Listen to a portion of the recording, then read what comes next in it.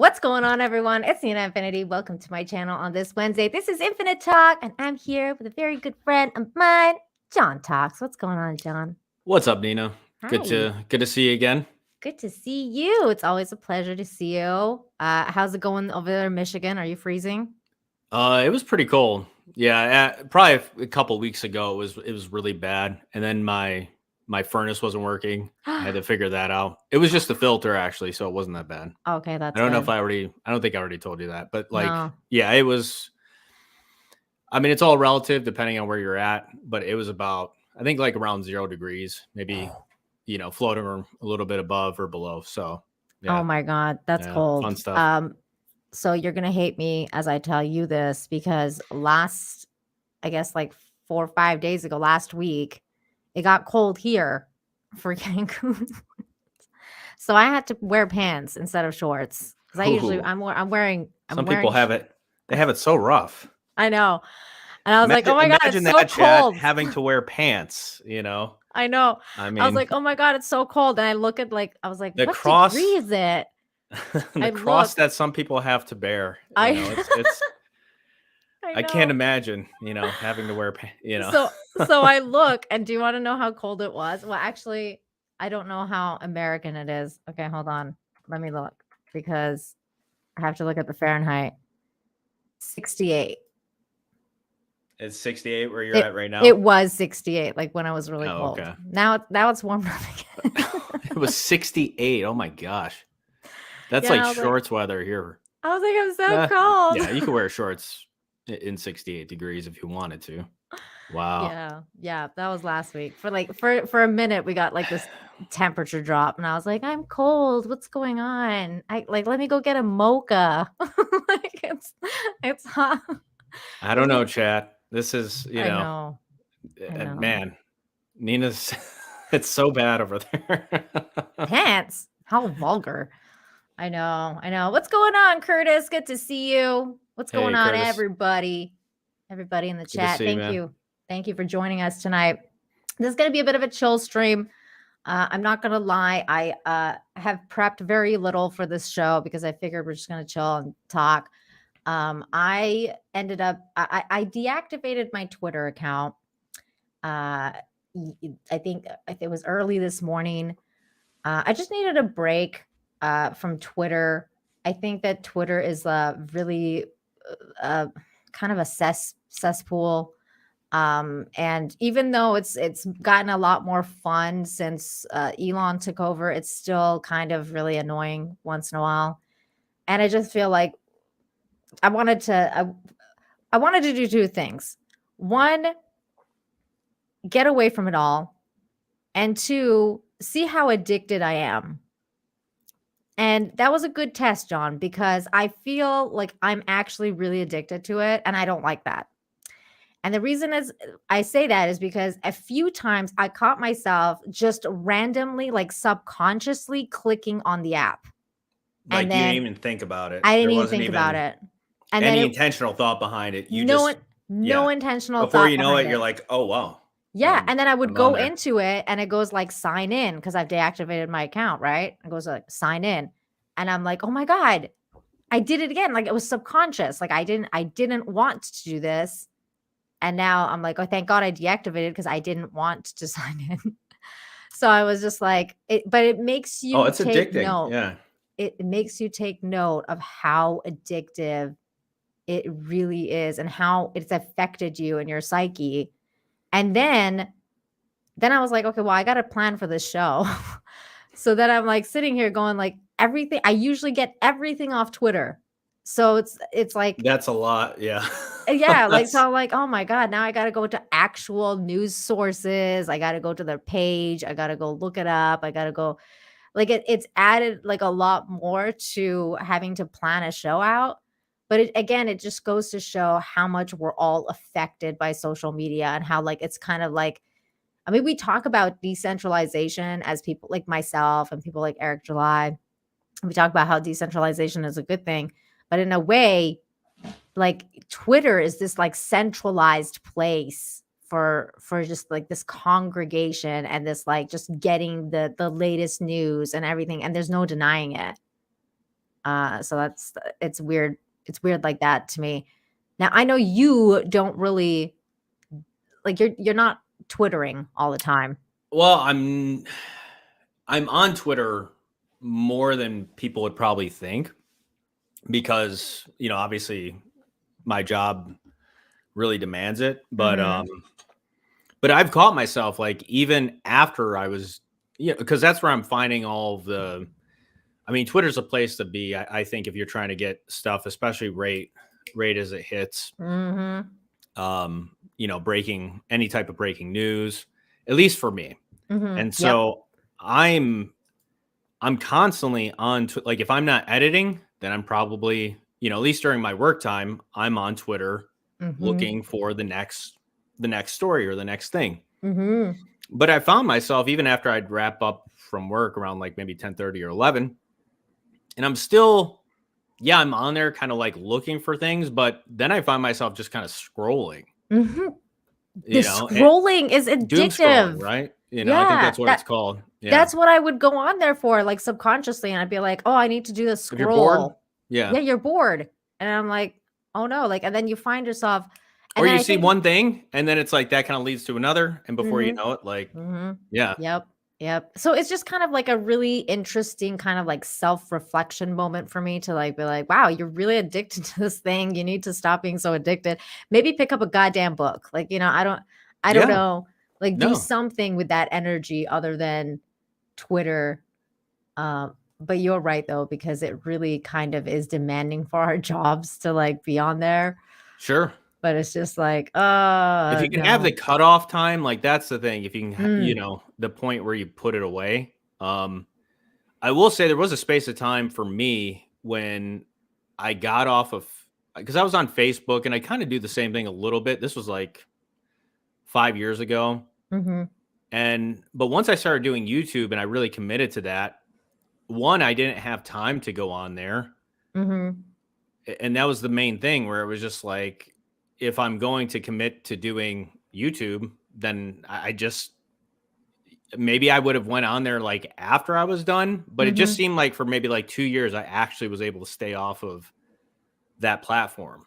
mm, And it's really incredible, like how much time, because it's like before, it's like, well, what did I do with my time when like this was back when I had a job and then I would get off of work, eat, and then work.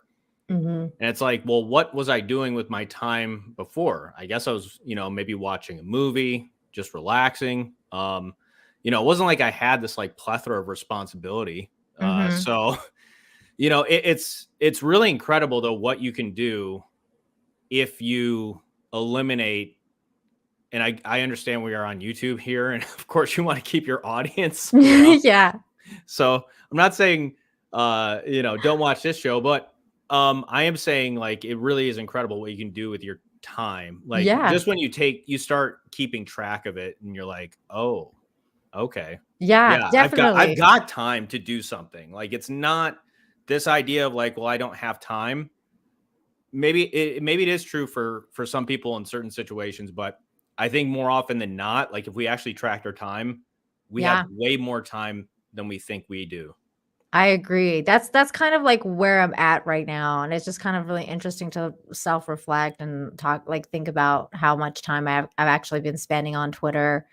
And then I thought about like, for example, Infinite Hope, like even like on Friday, and I was like, I find all my cute animal videos on Twitter. Like Yeah, what am I gonna do? I don't think you're gonna be able to eliminate completely, but maybe you can No, put no. But parameters on it, mhm. maybe. I'm gonna have to do that. I'm gonna have to like definitely just be like, okay, this is the time, and then like and that's you're cut off, kind of like an alcohol, like it's like you're cut off now. Do you do Um, it? Are you on the phone more a often than phone. on your computer? Okay. Yeah. Mostly it's on the phone. Okay. That's like the time killer. The real time suck is the phone. But that's the other thing I did too. Like so, a few months ago, I was like, whenever, hey, Dimaj and I, good to see you, man. Uh, What's up, he's saying Damaja? hi to you. Good to see you, man. Um, the like a few months ago, I went on I kind of did something similar this time. I didn't deactivate though, because I was like, you kind of tell yourself all these things like, I need it for work and I need it for this. And you're like, Sure. it almost seems like excuses though, because you're like, there's other ways to do, to keep track or whatever. And then so you think to yourself, so I was like, okay, you know what? Instead of doing so much on Twitter, if I find myself clicking Twitter and then like I'm not looking for work stuff, switch over to Duolingo and practice Spanish. Yeah. So like, so I would do it and then I realized like, oh, I'm just doing it as a time waster. Oh, I should switch over to Duolingo. So I would just do that. And so I've been working on my Spanish instead. Good. And it's been actually really helpful. I'm on like day 103, I think, streak now. Okay. I'm proud of myself. Wow, I'm that's slowly great. learning. I think I'm at like beginner level Spanish now. So, things are happening. I feel like in 2023, I'm finally going to learn this freaking language. That's great. Well, Seinfeld had the thing where he called it "Don't break the chain," and he would write a joke every day. And even if it wasn't a great joke or whatever, he would just do it every day. And it sounds like that's what you're doing with the Spanish thing is, is like, how many days in a row can I just be consistent with it? Yep. And that's what that really is going to be. Yeah. No. So the short answer to this is no. I deactivated myself. It was a self. I wanted to test myself to see how long I can last and, see how addicted I am. And the answer is I'm very addicted to Twitter. I realized this. Now, John, let me ask you this. Did you hear what happened with Steven Crowder yesterday? Did you watch his video? Well, I know he made some comments about this idea that not everybody on the right is on the same page, or some people are in. Is this what we're talking about? Yeah. Okay. So he calls it the big con, and actually, I'm gonna go to Twitter for this because, well, everything's on Twitter. But it is super convenient. Like, don't miss what's happening. They don't want me to miss what's happening. They want me to sign up. No, get away. You're a drug. Okay. So like he's on here. Let's play this little clip. I don't even know if this is the big tech is in bed with big con. There we go. The people I thought were fighting for you, a lot of it has been a big con. Now, I'm specifically avoiding naming names or going after individuals in this video because I genuinely hope that those I'm addressing, and you know who you are, have a change of heart. Don't sign these contracts. I now know what you are signing out there. I have the luxury of not having to. Let me go through this. If any of the major platforms issues a content strike such that Crowder cannot be monetized on such platform, the fee will be reduced by 25%. And then another 20% of it happens on Apple. And then another 10% of it happens on Facebook. And then another 10% of it happens on Spotify. And then if you get a strike, meaning a suspension, another 20%. Just to drive it home. You get hit by a car, you have a sick day, you could lose $100,000 a day. This is what's sent out to everybody. Big tech is in bed with big con. That's like kind of like the short. This is the 1 minute version. He did a half an hour long video, kind of like explaining this. So that at first he clarified saying that this wasn't about the Blaze because, as you know, he just parted ways with the Blaze earlier. I think like at the end of last year, basically. And now he dropped this video, and I think that there's been a lot of speculation as to who that was from. I have a feeling it's the Daily Wire. That's what I thought too. Yeah. Jordan Peterson, I think he retweeted it though. So I don't know, it's because he's part of the Daily Wire now too. Jordan Peterson is? Yeah, he joined up. Well, he's on the Daily Wire Plus, I think. And so he's associated with them. So it really is. It's one of those things like when you don't name anybody, then everybody becomes a suspect too. Yeah. So it's like, well, I'm not going to name any names. And now it's like, well, who? Well, it becomes a guessing game, right? There's only a few possibilities though that we can really think of it. You know, I mean, it'd be the Mhm. Blaze, Daily Wire. I thought it was the Daily Wire. I thought it was either Daily Wire or Fox. I mean, I it's could see possible that. that it could be Fox too. But it seems like we already know that Fox, they're part of, you know, yeah, they're just bigger. They're they're not, they're yeah, establishment. Yeah, they're part they're of the establishment. mainstream, Yeah, you they are know. mainstream. And I think like a lot of people think it's the Blaze as well, and I don't necessarily think it's not the Blaze. Like I think that I believe he has an NDA. From what I understand, he has an NDA, and he can't really talk shit about the Blaze right now. So of course he's going to say it's not, but I don't think what he's saying with regards to like very unfair contracts is like such a far away idea about what kind of contracts that even the Blaze would be handing out. Um, and I think it's kind of ridiculous that anyone would kind of have that kind of contract. First of all, who's signing that kind of contract? Like I was listening to him and I'm like, Well, if there's what? more money to be made than what you're making, you I know, mean, but that was a lot of fines though. Like, you know, it is, but you could still, you get banned off Twitter, then they charge you like, you know, half of what you would make or it all whatever. depends on how much they're paying you though, Yeah, you it know, would. It would all which could depend. be quite a bit of money, I'm assuming. Well, for him, it was like you could tell it was like a multi-million-dollar Oh, yeah. contract, you know, because of the Yeah. numbers that he was reading out. Real quick, let me get this member message from Scott McKenzie. Thank you for your membership message saying, Nina, kudos for fasting from Twitter. This is exactly what it feels like. It feels like a fast. And then again, Scott McKenzie for $4.99 says Peterson withdrew that post and Jeremy Boring dropped a video okay. an hour ago. It was the Daily That Wire. makes Wait, sense. what? Yeah. Whoa. Okay. Can we go watch that video? Like, how long is the video? John, will you look it up? Let's see. Is it on YouTube? So Jeremy? Yeah, Jeremy Boring. It's not too long. We can watch it.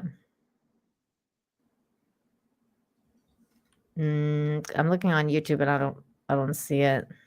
So it's probably on freaking Twitter. Well, okay. Jeremy Boeing said this was 27 minutes ago, or this is at least. Keck 44 says about 50-ish minutes long. Oh, that's a long time. This one is. Let me get the audio. This one is 1 minute and 8 seconds, so this is probably a snippet from it. But do we want to watch this? Let's watch a little bit. Let's see what he says. Oh, here we go. Our offer to Steven Crowder an hour ago. Okay, here we go. Yeah, about 52 minutes long. Okay, we can watch a little bit of it. Sure. Let's just at least see like what he's saying. Okay, here we go. Our friend Steven Crowder has launched a new initiative called Stop Big Con.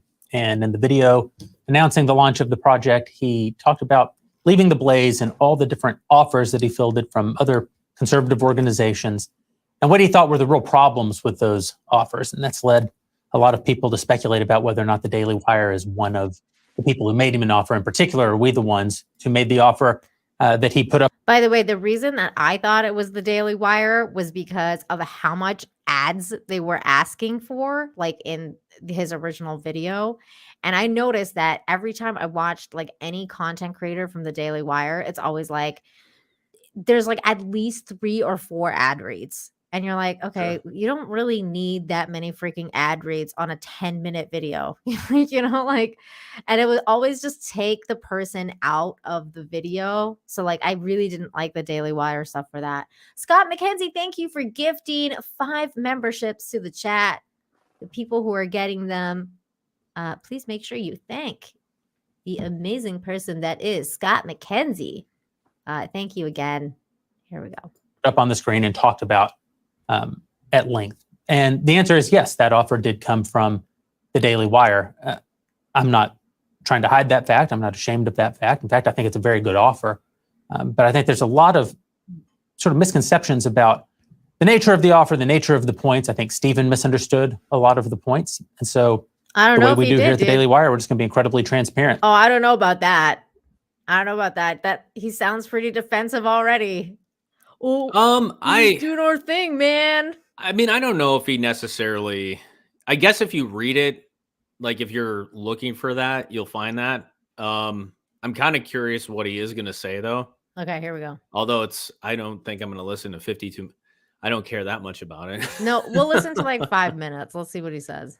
You know that we like to have our members be a part of the journey. We live stream all of our company town halls, for example. We just find that sunlight sometimes is the best disinfectant. And so with that in mind, I'm going to talk to you a little bit about how we came to be in conversations with Stephen, how those conversations ended, and walk you just line by line through what the actual document that we sent over to him, a non-binding term sheet, what it actually said and why.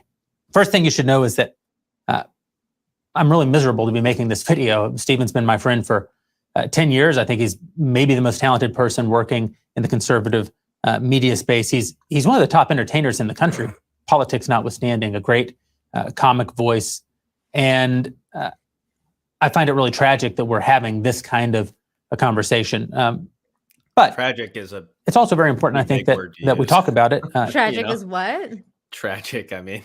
A little bit dramatic. Maybe. Well, I guess he's been friends, or I don't know if he's been friends with him for 10 years. I guess he's known him, or maybe he is friends with him 10 years. Well, let's hear him out. Is this how you treat your friends? Like you're gonna give them this contract that's like fucking ridiculous? Like, are you kidding? Again, me? it all is a matter of like how much money they were gonna pay him. Like, But sure, the fines might have been big, but I don't think it's just about that though, John, because it's about the fact that they're like, if YouTube, decides to strike you based on how they feel on Sure. the day, that you're gonna get, we're gonna make sure you toe the line, like, well, they ultimately want to, it's a money, they're a business.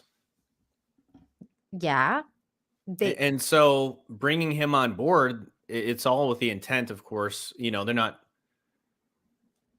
it's to make money in some way. But it's a business, but it's already an unfair business, especially for conservative people, because they know that as a conservative content maker, when you make content on YouTube, you're already like, just against the grain, right? Sure. So, but they already know, like with somebody like Crowder, who's a huge content maker, like he's on another level. But Crowder was saying that this is the kind of contract they're giving out to everybody. So if you're a small content creator, they're still giving you this, and they're basically telling you toe the line of whatever YouTube is telling you, because if you don't, and if you get a strike, and if you get a demonetization, and if you get whatever, then we're not going to back you up.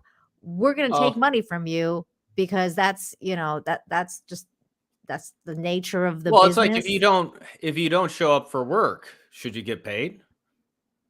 Depends on the or situation. If you do something, if you break, again, it's a matter of like they're looking out for their best interest too, because if Crowder gets in a whole bunch of trouble, I totally get what you're saying, Nina, but it's kind of like we have to, like, even for myself on YouTube, I have to, there's things that there's things that I'm like, this might just be too risky. This might be I might be bending the rules here, or they might get me, or I might get a false strike. Right. And, so I'm constantly having to walk that tightrope myself in terms of like, at the end of the day, like, sure, I want to get my opinion across. I want to say what I want to say, but at the same time, I myself am running a business, and I think I have to think about it like a business if I actually want to have longevity, if I want to stay on YouTube. Well, like, I mean, and this, I think this is where I'm coming from. What Elsid is saying here is that if you don't show up to work, maybe you shouldn't get paid, but you shouldn't be fined for it either. And that's the sketchy part. So they're fining people for that. And it's like they're fining people for getting the strike, and they're fining people for that. Like, it's just, that's the part that's really sketchy. And for a conservative media outlet that's spewing out that we need to change and we need to change big tech and big tech censorship and free speech and like all this stuff. And then they're just towing the line. That's hypocritical, man. Well, it's incentive in the sense of like, be careful. Because again, you get a strike on YouTube. Like, think about it. You get a strike on YouTube, you're out 7 days. You get 2 strikes, your second strike, you're out 14 days. Yeah. You get 3 strikes, you're done. You're done. They're obligated to still pay you probably what's in that contract. That's why the fines are so heavy, though, if you get a strike, because they ultimately they're going to be losing out too. Like, they're losing money too. I don't know exactly how the sponsorships and all of that or whatever they're doing works, but obviously there's an interest in them bringing on somebody like Crowder. They're not just doing it. Sure, they're doing it because, like, yeah, he's a heavy hitter, but he's also somebody too that's going to be able to make them. The idea here is that it'd be a mutually beneficial situation for both of them, a win-win. Like, they're going to make him more profitable, and he's going to make them more profitable. I just don't like the idea that the Daily Wire was basically towing the line of big tech. And I could understand that you would want to, like, that it is a business and you got to do what's best for your business and everything like that. But I don't agree with the greediness of it because, like, it just feels like there's a lot more But greed if Crowder gets involved kicked than off of YouTube, needs like, to let's be. say Crowder gets 3 strikes and he's kicked off of YouTube, Which he has been. Yeah. And Daily Wire still obligated to pay him a massive contract. They're going to be losing out. Even if he pays the fines. I think it depends on the situation because if he's already not on YouTube, like he would be going to the Daily Wire to have them like give, and here's the thing too, content. If he's on their platform and he winds up saying something that gets the Daily Wire in trouble, how much money are they going to lose too? And how much does that hurt their platform? But isn't that like in their best interest then to fight big tech and, fight the idea of being fined over basically nothing? What are they going to do? Not be on YouTube, be on alternate stuff like Rumble or I don't know, anything other than Nina, what they're doing. Nina. Yes. This is a business. There's not the money to be made on Rumble that there is on YouTube. I think there is for big people. It's not. No. Here's the thing. Even Andrew Tate, somebody like Andrew Tate, sure, he's on Rumble, but he's really not making dilly squat compared to his overall. But John, and he's still, even too, compared to what he would be making on YouTube. Trust me. Agreed. I'm not disagreeing. Okay. But where do you start? Like, that's the thing. If you have big companies like the Daily Wire start to move over, you got that's how big tech became big tech because everybody went there. Like all the YouTube people went there and it became a thing, just like Twitter, right? Twitter is like the centralized place. But if people start to like migrate out, then YouTube won't be the only place anymore. It won't be the only game in town. Like, for example, with Nick Rekieta, I was listening to his live stream last night. He's got a deal with Rumble now. He's doing, his 1 hour show, and then he's moving to Rumble, like the next 2 to 3 hours. He had 2,000 to 3,000 people watching him on YouTube when he was on YouTube. At the same time, he had over 10,000 people watching on Rumble. So it's not like Rumble's not growing now. Like Rumble's actually put themselves on the map and they are a contender. And the only way that they're going to remain a contender is if people reject this bullshit. And the people that need to reject this bullshit is people like the Daily Wire. Because they're the ones that are out there screaming at the top of their lungs that big tech is censoring us, especially conservative voices. We need conservative voices to fucking this, that, and the other. And then meanwhile, they're literally towing the line. If they're saying that, they are in a sense fighting big tech.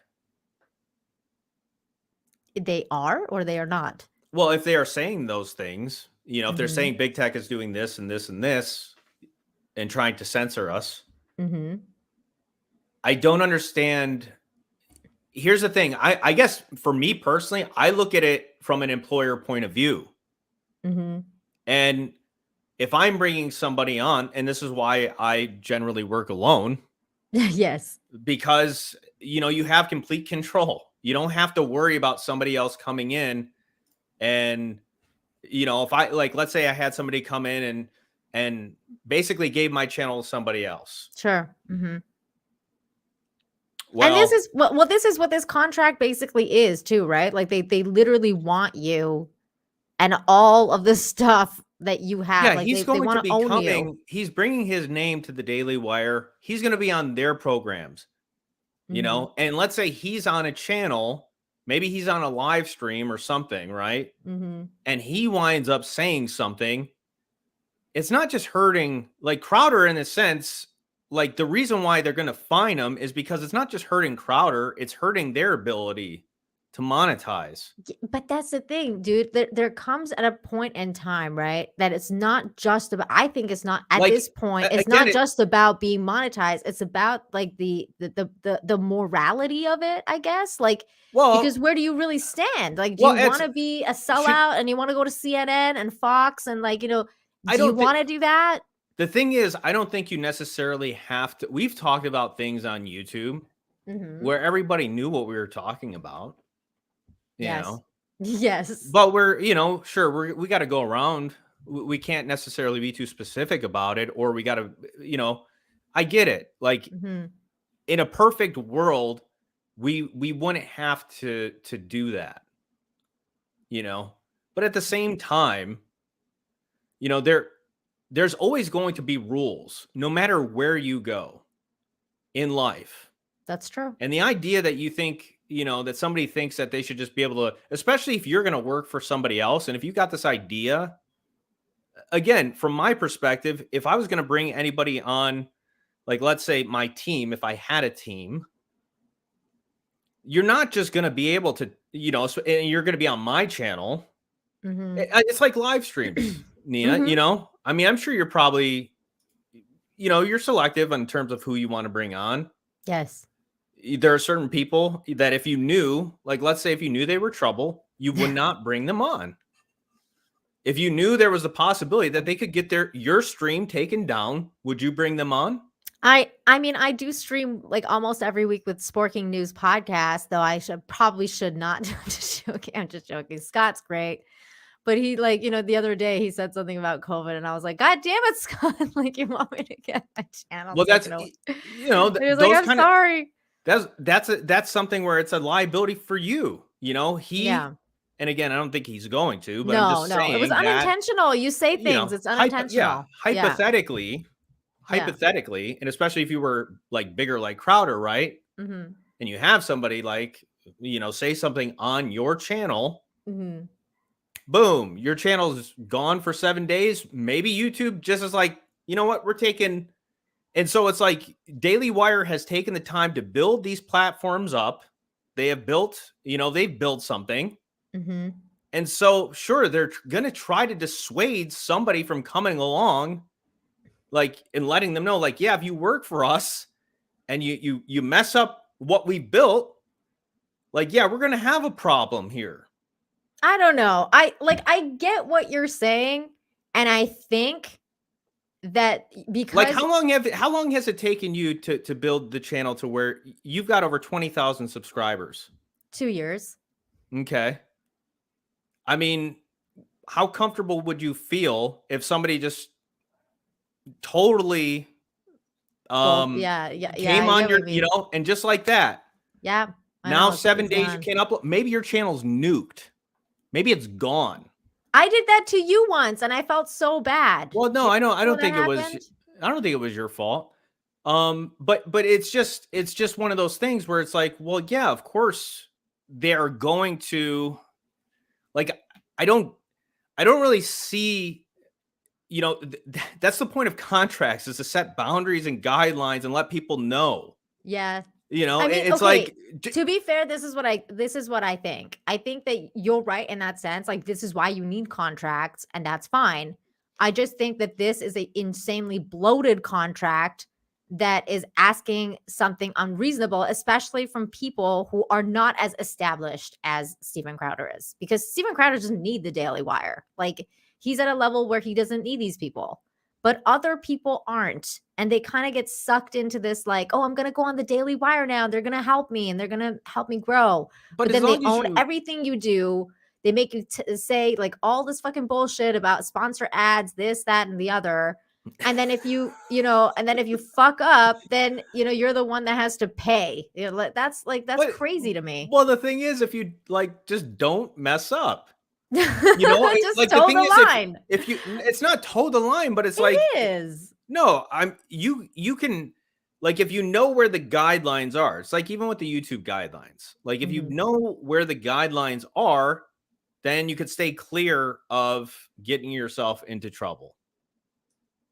This is true. This is true. But this is that's what I also think that But contract that's and what working for somebody else is. If this you is don't true. like it, Then then don't work on your own and do it yourself. Yes. That's like people that go to a job and they hate it and they complain. Yep. And it's like, okay, and That's I've why been you got to hey, be I've been there. self-sufficient. I've been there. I've Mhm. done it myself. But it's Yep. like nobody is forcing you to do it. And nobody is like bending anybody's arm to sign a contract. No. And it's like, if you don't like it, if you don't like these standards that an establishment has, an Mhm. employer has, well, work somewhere else or start your own thing. Exactly. Instead of like whine and complain that, oh my gosh, this business has standards. Like, that to me is like, whether it's Fox, whether it's Daily Wire, whatever it is, any place that's established to this point will have standards. And again, they are a business. They stop making money because if you fuck up their shit, if you fuck up what they're doing over there, Mhm.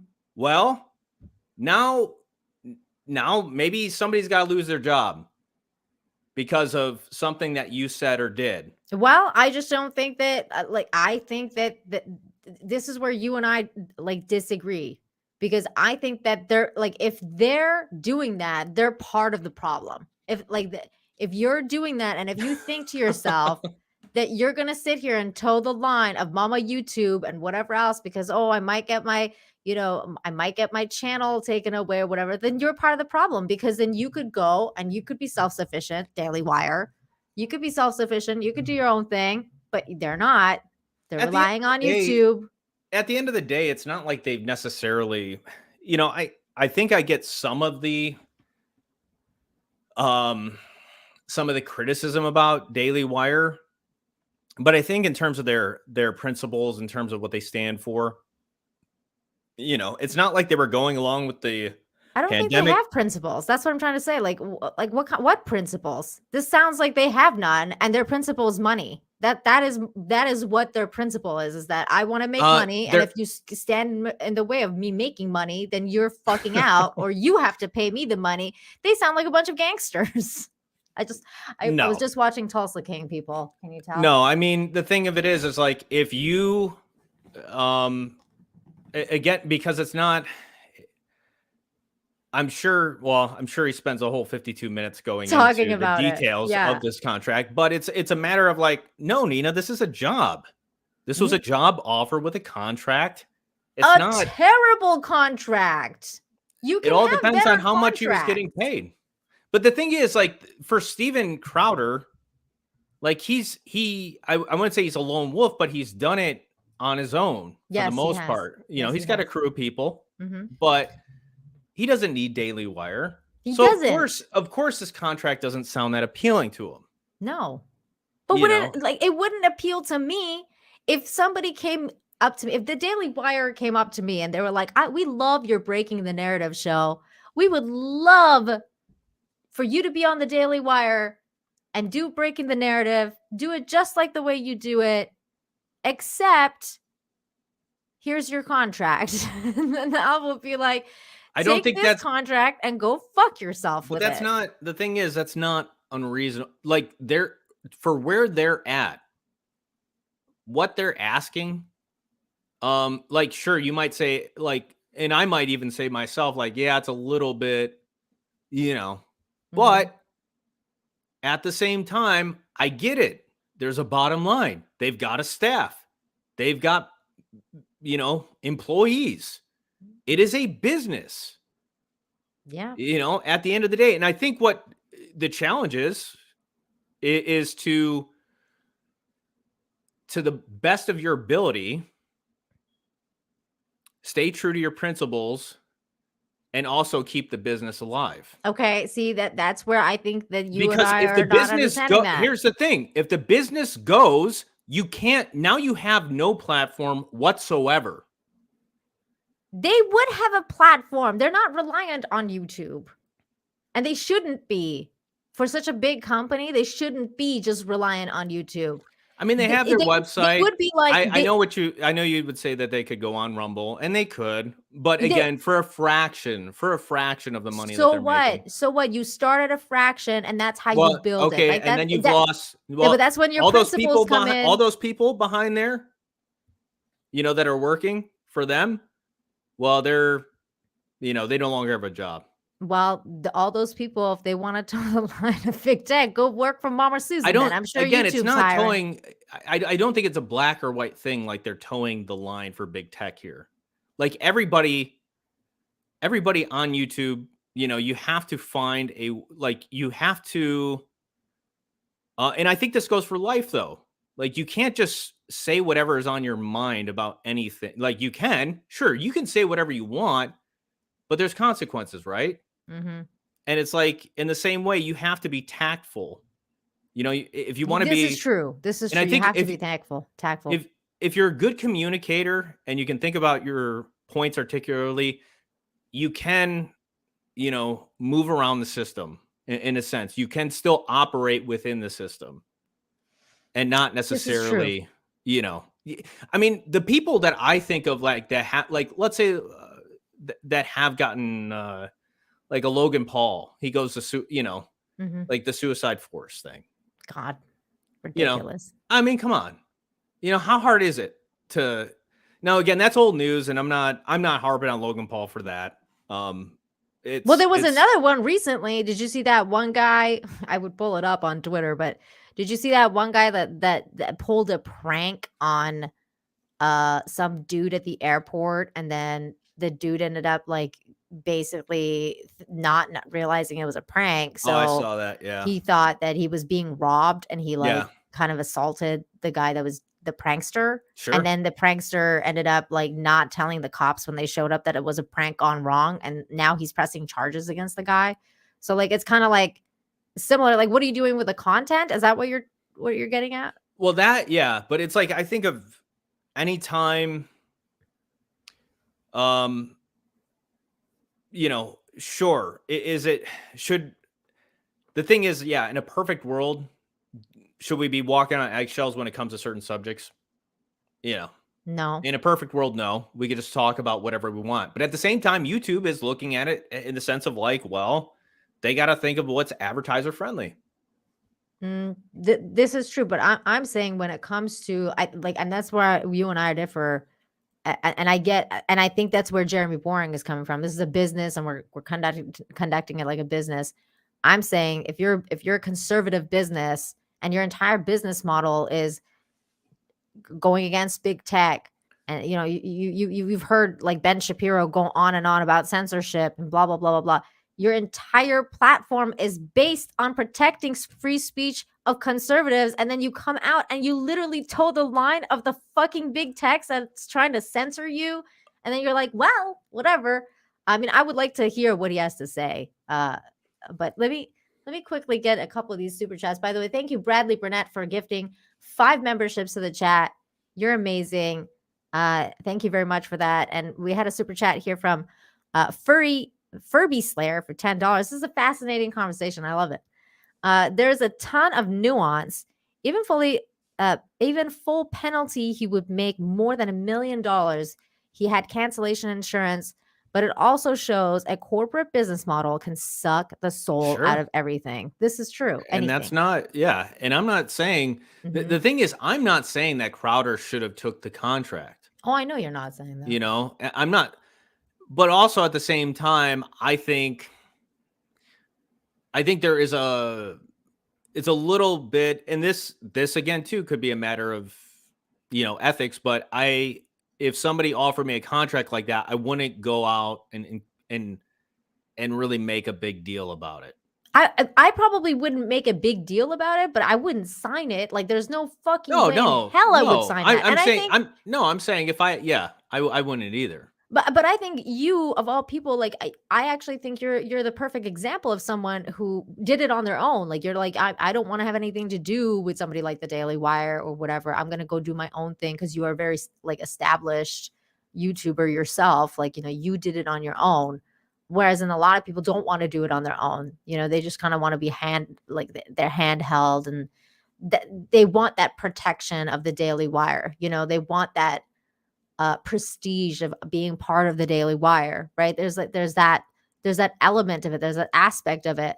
Whereas you are self-made, so you see it differently than they do. I think. Oh, absolutely. I think yeah, and because you've already here's made the that thing, choice. I'm gonna be in the minority on this, because, you know, originally I used to be more of an artist, you know, and I used to be one of those. It's a difficult thing, but here's the tricky thing. Okay, an idealist. I used to be more of an idealist. You know, artists generally are Same here. idealists. You know, yes, big dreamers. They don't like the idea of boundaries. They don't like the idea of being fenced in. I had to really develop, and this is a thing where anybody can do this. You know, if you have a growth mindset, you can develop in areas where you're weak. I was definitely weak on the business side of things. And, you know, until you start taking on a business mentality and living not in an idealistic mindset, you know, it's okay to have one foot there, but you also have to have one foot in the real world. Yeah. And you'll have to also be able to deal with things not as you want them to be, but as they are. Objective reality. Yes. And so this is why some, you know, this is why there are people that are successful and there are people that are not. And I'm gonna, like, it is very like, whether it's politicians or whatever, or people that get things done and people that don't. Yeah. Is because, you know, you have big dreamers, idealists, but if it's always like my way or the highway, if I can't do whatever I want, then screw it. You know, if you're never able to work with anybody in that sense, or even have a good idea of what other people are thinking or want, like if you don't even have a level of self-awareness, like if you're just so freaking out there and you just, it's not, you're not going to get that far. I understand. So I think, you know, there's the idealistic side and there's the realistic side.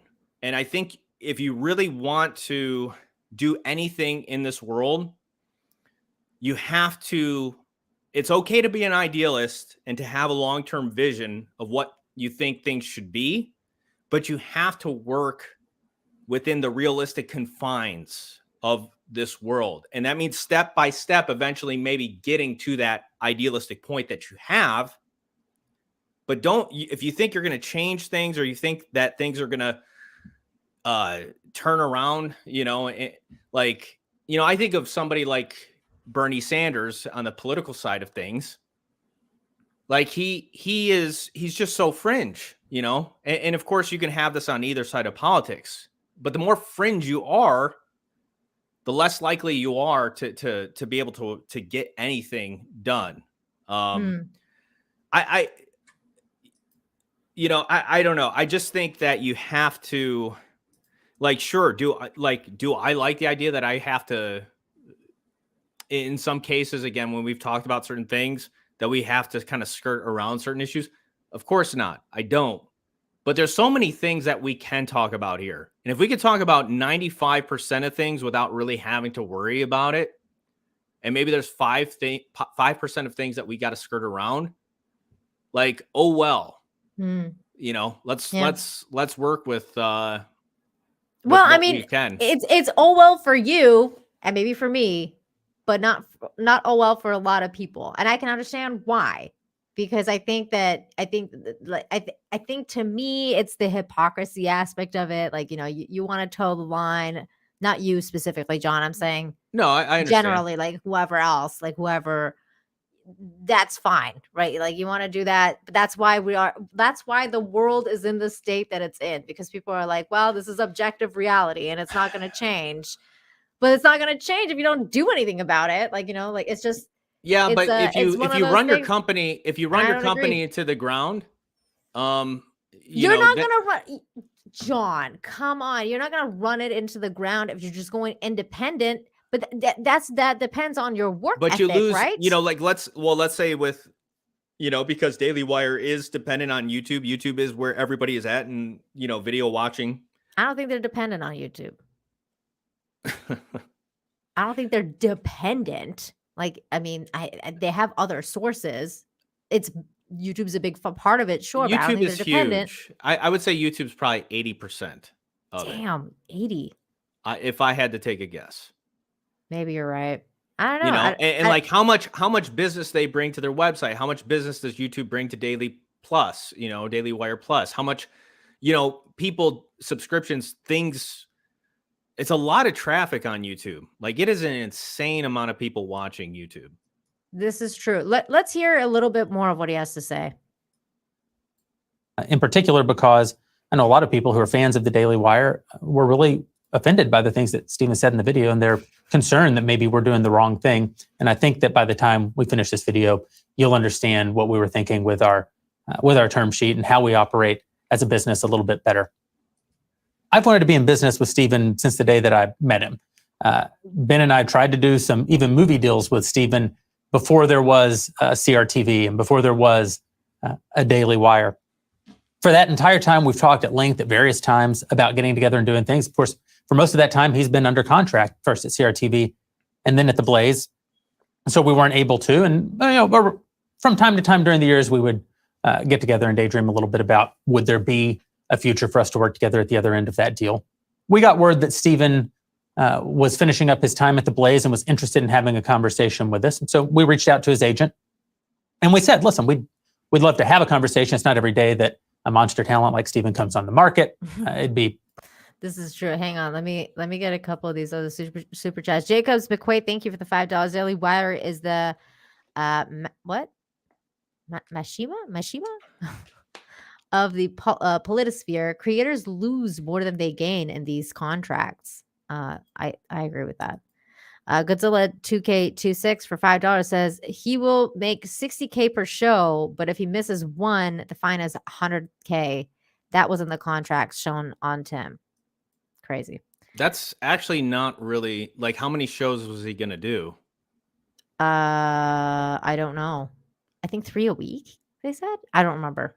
That's really not a terrible. I don't remember. Don't quote me on that. I don't Okay. know. Bradley Burnett for $10 says, this is a great conversation about the realities of social media, but as a lawyer, I have to wonder if that was the final contract. All contracts are negotiable until signed. This is also true because you could get a really shit contract and then you can negotiate a better one. Dylan Briggs yelling at us to watch the video and let him explain himself, which we will. Dexter Morgan said they were offering him $12 million a year. That's a lot of money. See, that's what I'm saying. When we're talking about $100,000 fine for missing a show, we're talking $12 million a year. Yeah, but I think what he was trying to do is that, like, he's like, I don't need that. But if a small creator wants to do that, a small creator is not going to do something like that. Do you know what I'm saying? He's saying to small creators, don't sign a contract like this. Yeah. And that makes sense because the Daily Wire is not going to bring on, small content creators, period. Why would they? I think like there's a couple, and I don't want to name names, but there's a couple that I think have fallen under that trap and are now kind of there, and you could kind of see it. You're like, oh, I don't know. I just don't. I'm with you in a sense of like, if you're gonna do it on your own. Like, don't sign contracts.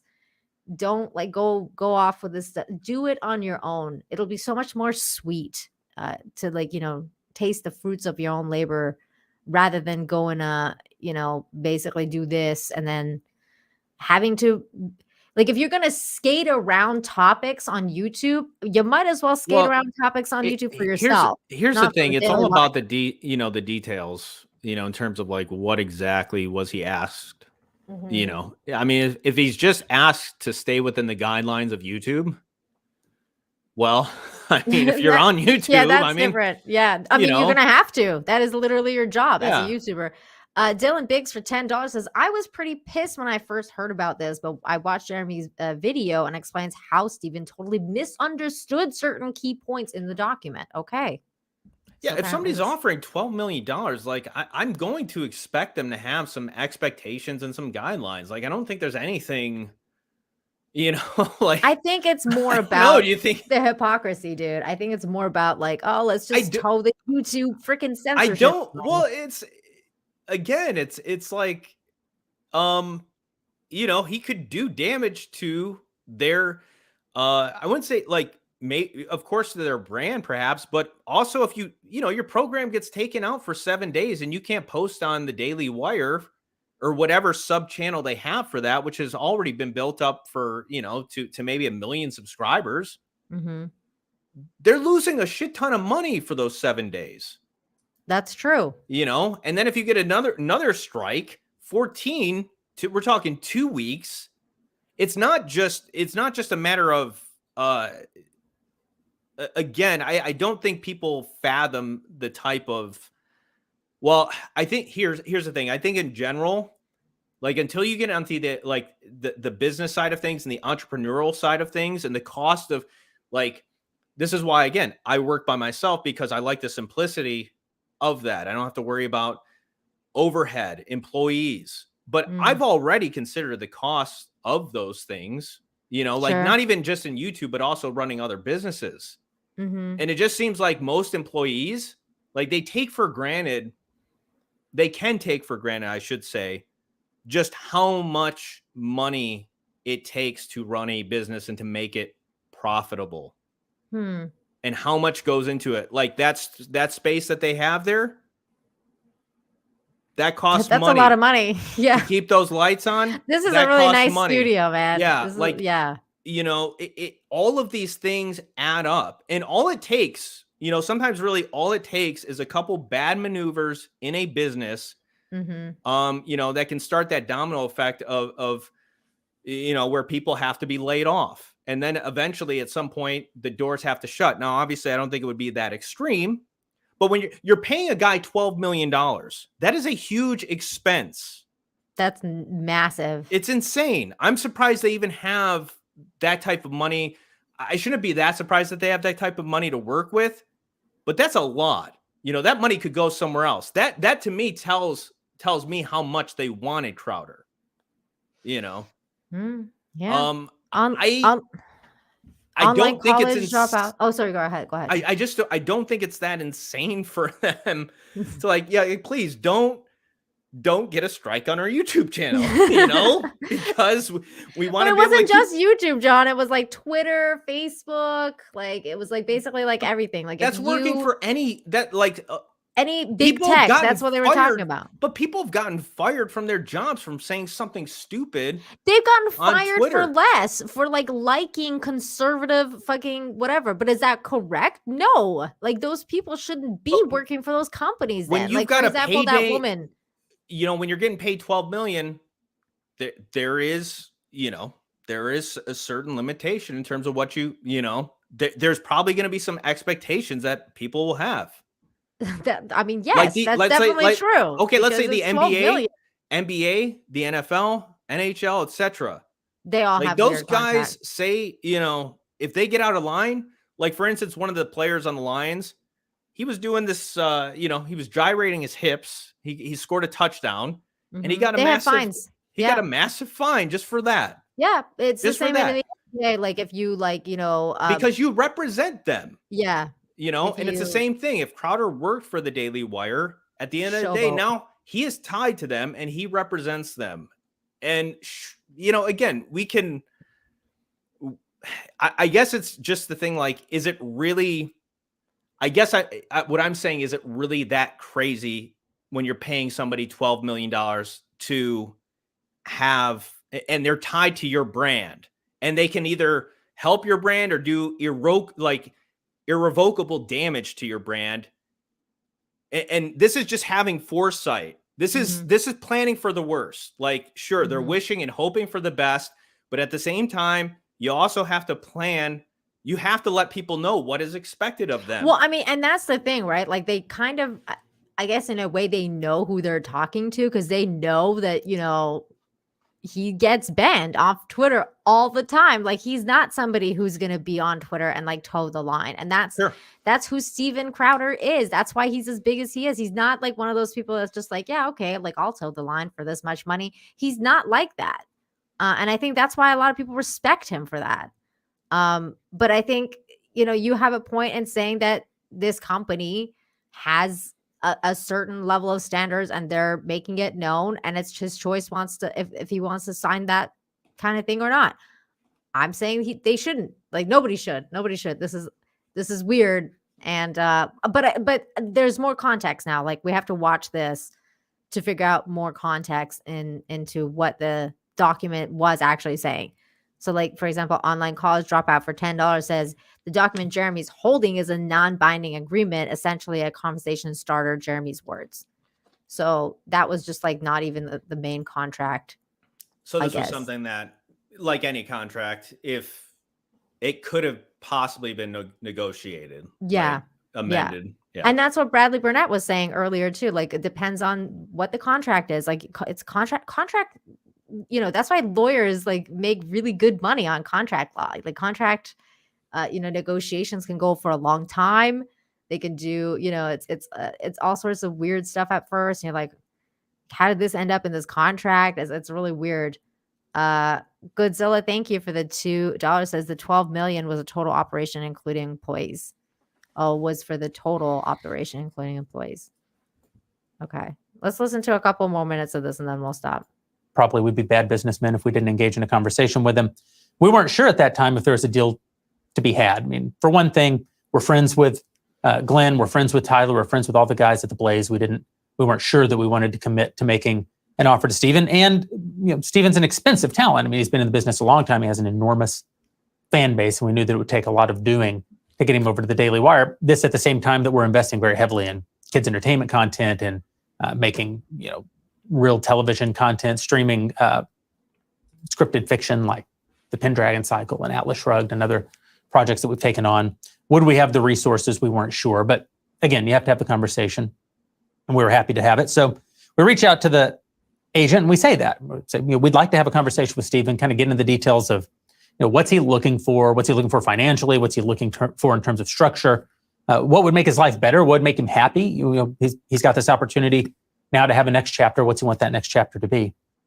And Steven's agent candidly just wasn't interested in any aspect of that conversation. He only wanted to know about the money. He said, we're not going to have a conversation. We're not going to have some abstract talk. We're going to send us an offer. Tell us how much money you're willing to pay. And he gave us an indication of what the minimum number would have to be in order to even have a discussion with Steven. And it's a big number.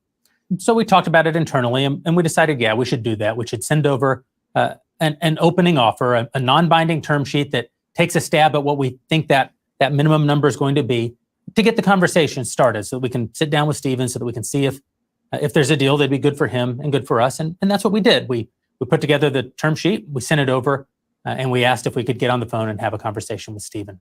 I'm going to walk you through that document, what it says, what it doesn't say, some of how Steven represented it. I'm sure he feels like he was being accurate, but some of the things that he said are simply not true based on the text. And Steven's a very passionate guy. I think that he's doing his level best to stand against what he sees as an injustice, but there is no injustice in this document, as I think you'll see.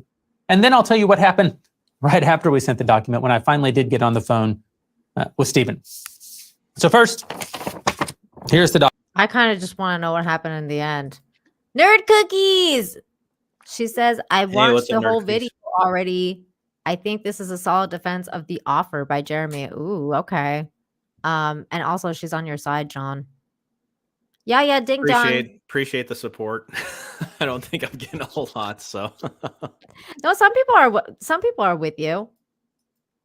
I think it's interesting what you're saying because I think a lot of people think like you actually, John, and I think that what you're saying, especially about the business aspect of things versus like the more like the like what you want it to be, like the ethical aspect of things or whatever, is like sometimes they're two separate things and that one cannot be like the other. You know what I'm saying? Like it's like it's in this kind of business. It is what it is. Like you have to do that if you want to be part of it. You know, it is what it is. And I'm one of those people that's like, I don't want to be part of this shit. But I think we've been I get able what to you mean. retain, like, it's not like we've had to change our opinions on things. No. You know, No. it's not like, again, I think it's just a matter of like, well, It just I'm depends. just gonna be, It depends yeah. on the situation, the nuance. Here's the thing, like, I think people, I don't know. It's interesting how people have this idea of like what is selling out. You know, like Mhm. if he did go to the Daily Wire, would we probably get the same Steven Crowder that we always have? No, I don't think so. Will we get 90% of Steven Crowder that we have? You know, I don't know. I'm not quite sure exactly like how much more he's going to be filtered. You know, like, sure, he's probably going to be a little bit, different, you know? I think he is. I think he would definitely be different. But that's like, you know, you go completely to, different. you go to a job and they have certain expectations of how they want you to, like, if you work in customer service, you can't just tell the customer to fuck off, you know? I mean, Mhm. Yeah. you're probably going to get fired if you do Yeah, that, you you know? probably So would. it's like, or if you're like, you know what? I don't feel like wearing the uniform today. Oh my I'm just God. going to dress however I want. Speaking of wearing the uniform, did you see that one guy, like the teacher that beat the shit out of that kid because Yeah, he like it's an older video. is it? Is it an older video? Oh yeah, yeah. I was like, He dude, actually had a what the- GoFundMe set up for him. for what, the And teacher? yeah, for the teacher. I was like, oh my God. I was kind of rooting for the teacher, to be honest. Well, I mean, like, I was like, he should have just spanked the kid because it would have been funnier. Like, Just remember when took him Michael over his spanked knee that and kid? yeah. You should have just done that. This guy, you could, well, apparently he was jumped. I think in the previous year, I saw in the comment section, a lot of his students were in the comment section of the video. I think Inside Edition did a video on it. Oh my And God. there was one of those news, you know, one of those type of shows, but there was like kids, or no, it was maybe local news. Anyways, there was his former students in the comment section just saying how he was a great guy. One of them said that he got jumped by two students like in the previous year, and he got beat up pretty bad. Wow. So I think he had just, at this point, you know, something snapped in him. And I totally, You saw it coming though. Have you seen the video? Like he was yeah. like, he told the kid, he's like, yeah, get out, just leave. Yep. Just leave. And the kid wouldn't. And he's just like, boom. Like, Yeah. oh, Yep. I could see it. I was like, this guy's just gonna go crazy in a minute. Bradley Burnett for $5. Thank you. Says it's not just Crowder they're buying, it's Mug Club and its subscribers.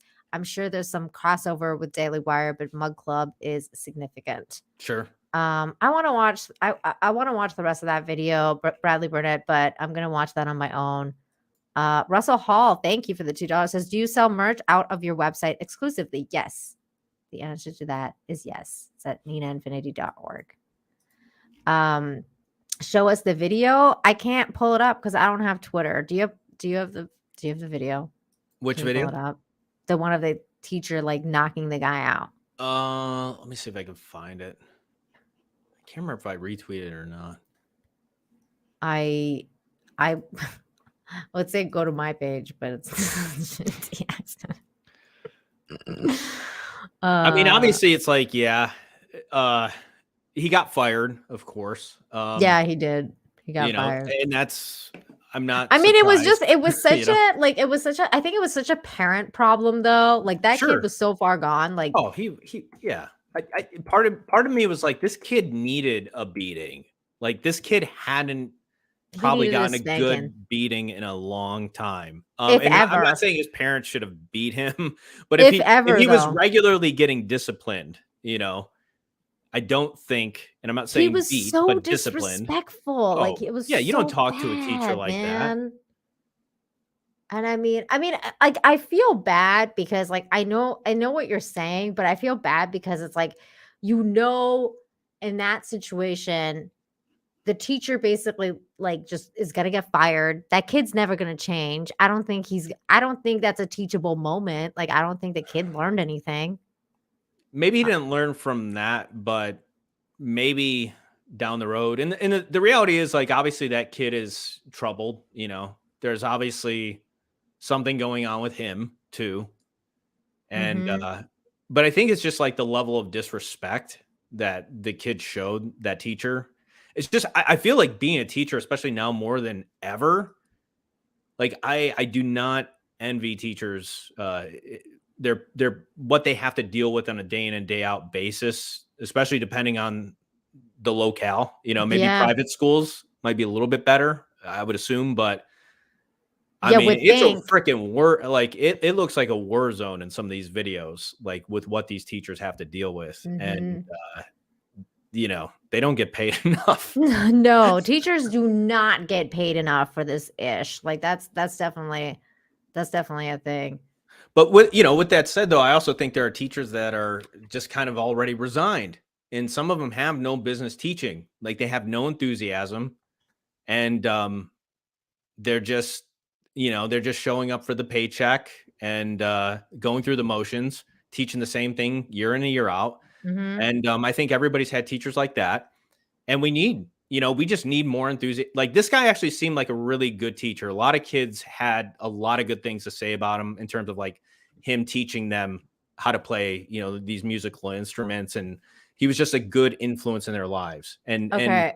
I think I found something I for it. Did you find it? you got the I okay, had Okay, you found it. Okay, great. yeah. All right, be prepared.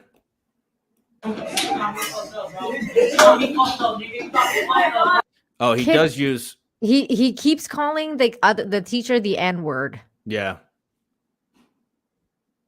Do you want to proceed? Yeah. I mean, Okay. you can fast forward a little bit to Sure. like, The we just boiling point. Okay, we're so just this kid is showing just YouTube that this is what happened. This is the news. Like, we're not glorifying it. We don't advocate for this. I mean, I don't think that the teacher. This is just when you lose. This is when you lose yourself at this point. yeah, so this kid has been talking to this teacher like he's like a little punk, Yeah. basically, and just Like, talking down to him yep. and challenging him.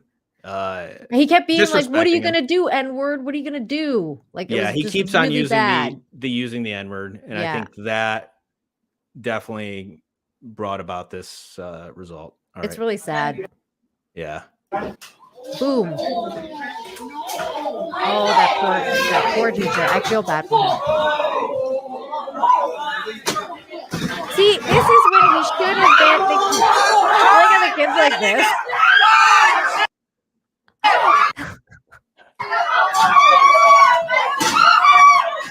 Yeah.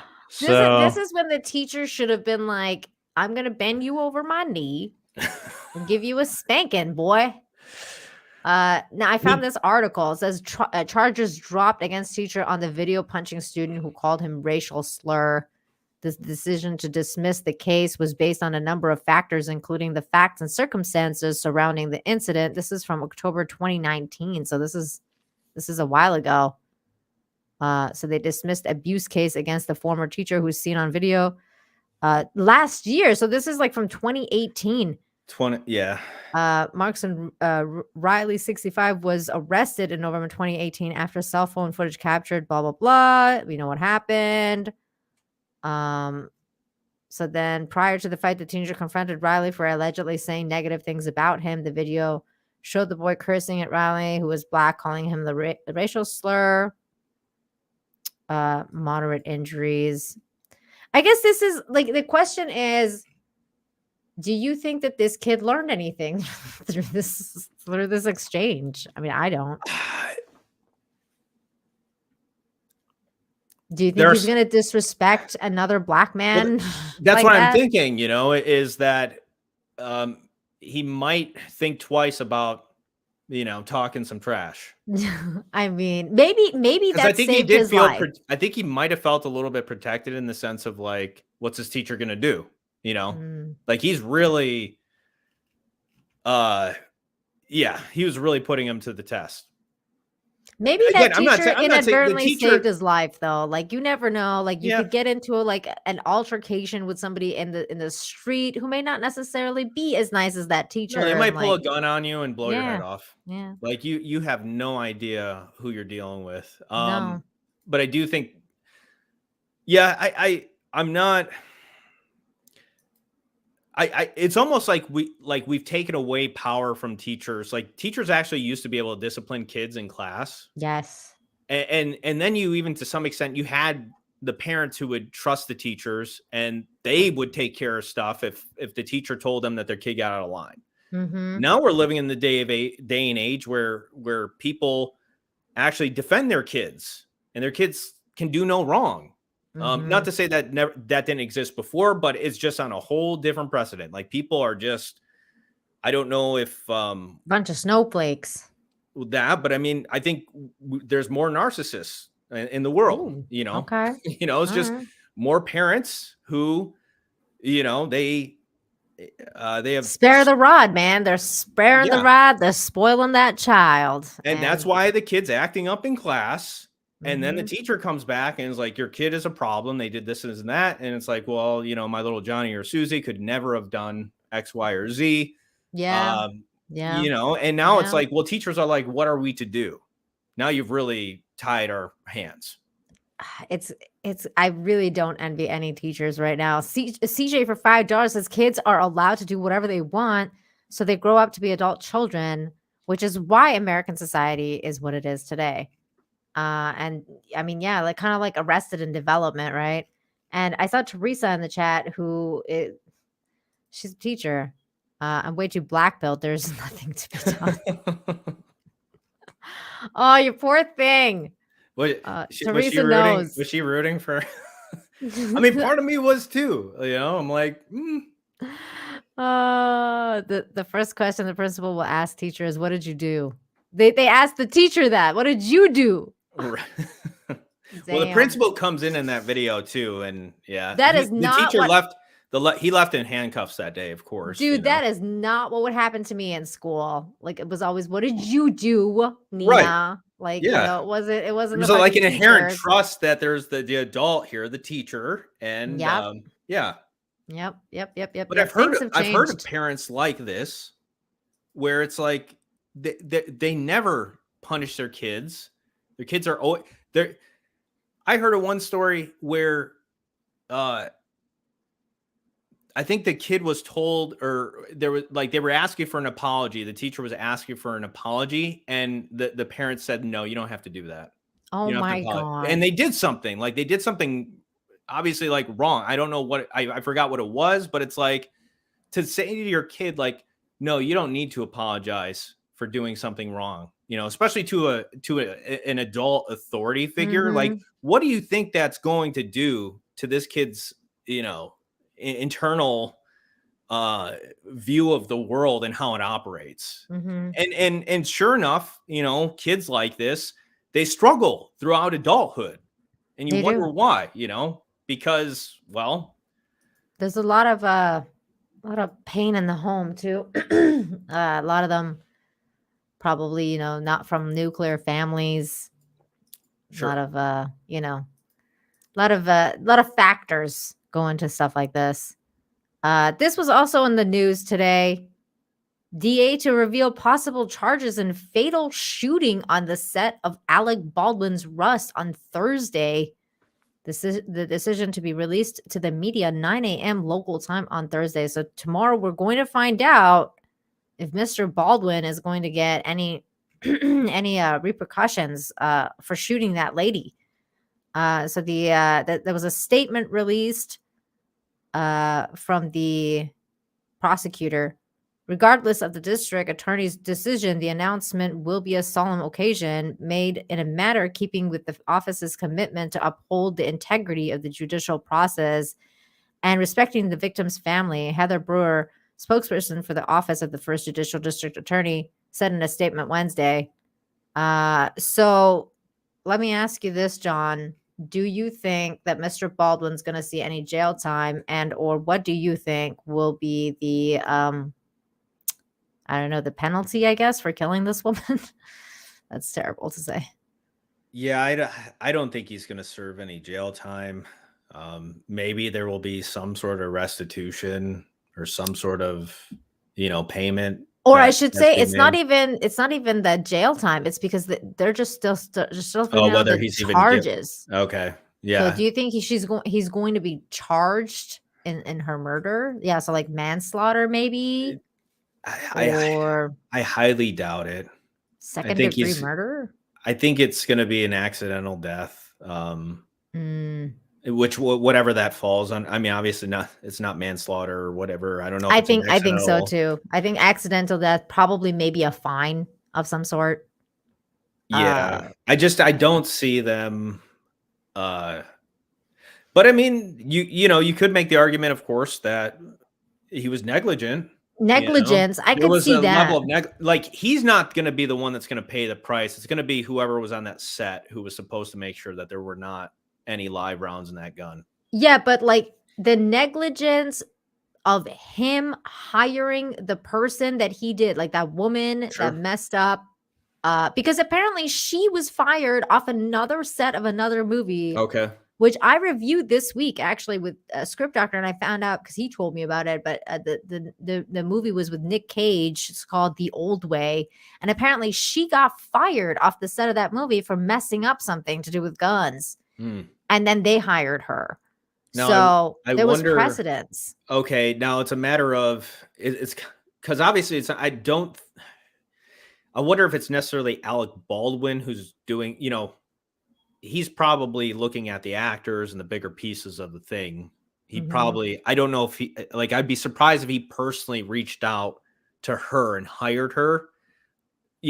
He's got people under him that were doing but that. He's the producer, so I think there's a certain level of responsibility that could fall fall to him for sure. Yeah, I think he is responsible. I mean, I wonder what he will get. I think he's responsible, but then again, I think he's a good old boy from the good old Hollywood club, and I don't necessarily think anything too big is going to happen to him because, well, I mean, it's no, I don't think so either. That's why I don't think he's going to prison or jail. I don't think so either. But I will say he's already this. His career is over. Well, that's to me that's the least of things. He has to live with this, and that is I can't even fathom or imagine yeah, but you're a human being. I feel like he's a narcissist, and I don't know if he cares as much as you would. Well, I think we all have a degree. So when I said there's more narcissists, I mean, I think there's probably more narcissism in the world. Yeah. And I think we all to some extent, if we're willing to be honest, there's a certain amount of narcissism we all probably have within us, This more is true. so probably some of us more than others. Yeah. But I think even as much as you might think Alec Baldwin is that far, if you think he was far gone before, imagine he's probably worse off now. That's what I'm saying. He killed a person. That's what I'm saying. What kind of he'd probably give. I mean, he'd probably give anything to go back. But maybe I'm thinking it through my perspective. I think your projection. Yeah, you're projecting your humanity onto him personally. Yeah, but it's got to affect a person's. He's certainly affected by this somehow. The reason I say that though is because of his interview that he gave, his really weird, fake looking interview. I was just it was such a bad interview.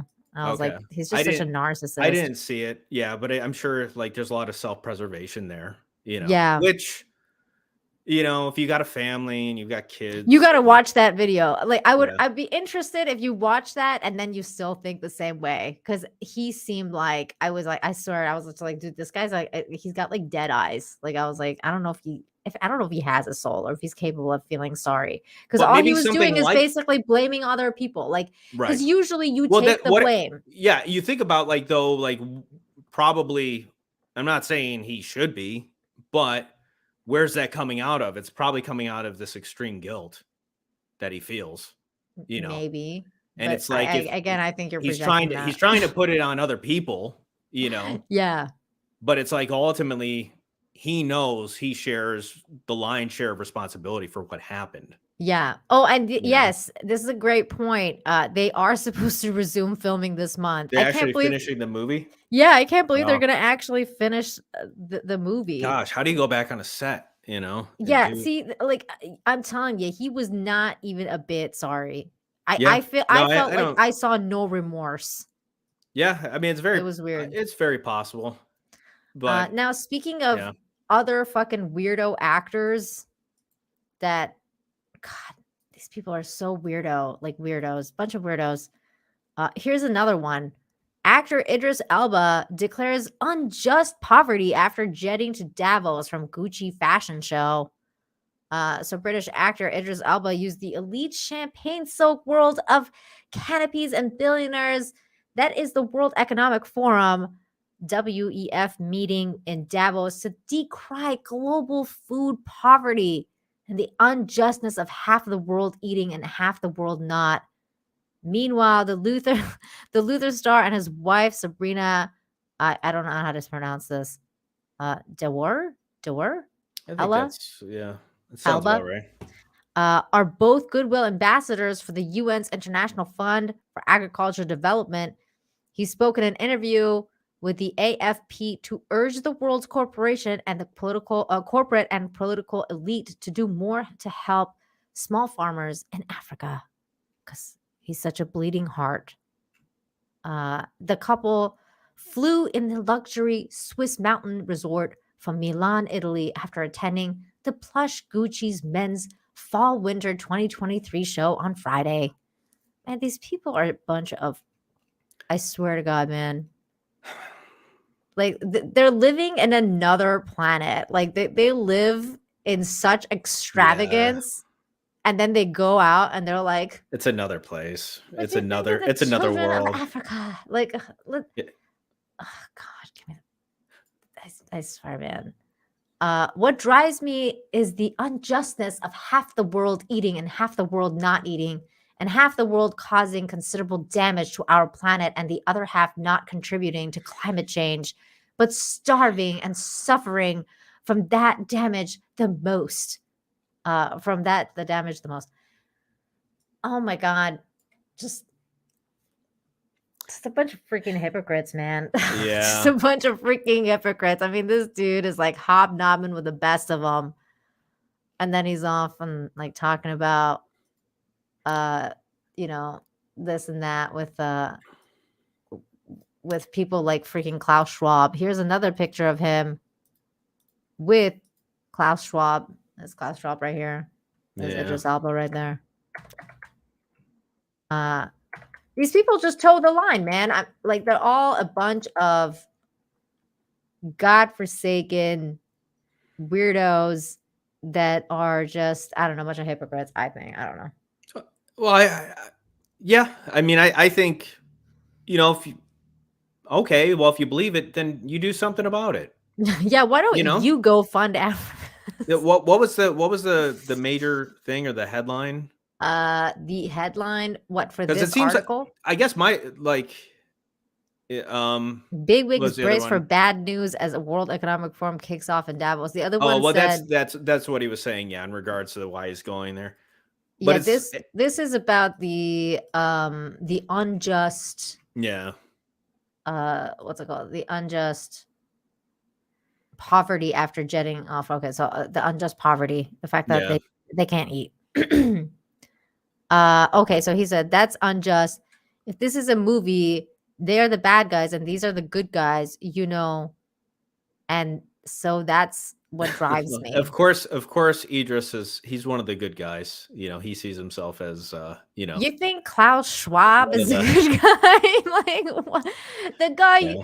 talks like a freaking Bond villain. Like Viva no, I know. Bond, It's like every Bond. he is like the quintessential Bond villain. Like he truly is. Like Like totally. it's not even like a it's not even like an exaggeration. Oh Like my God, he like could literally literally. be, in the next James Bond film. Literally Bradley Burnett. It's like fucking Klaus Schwab is like Palpatine. Like for In this reals galaxy, very, though. very here and now.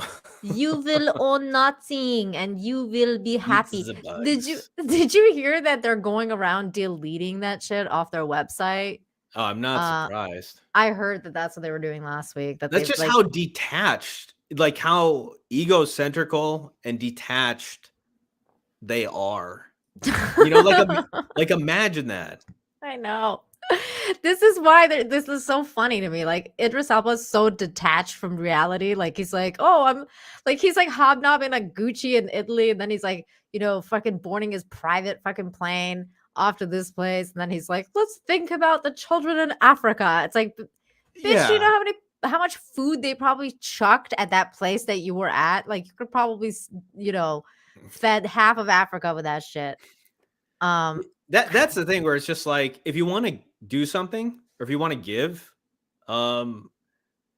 like I mean, I think of the Bible. I think of what Jesus said. Like, don't let I might be misphrasing it, but you guys will understand. Like, don't let your left hand know what your right hand is doing. Basically, do it in secret. And God will reward you. Like Schindler, kind of.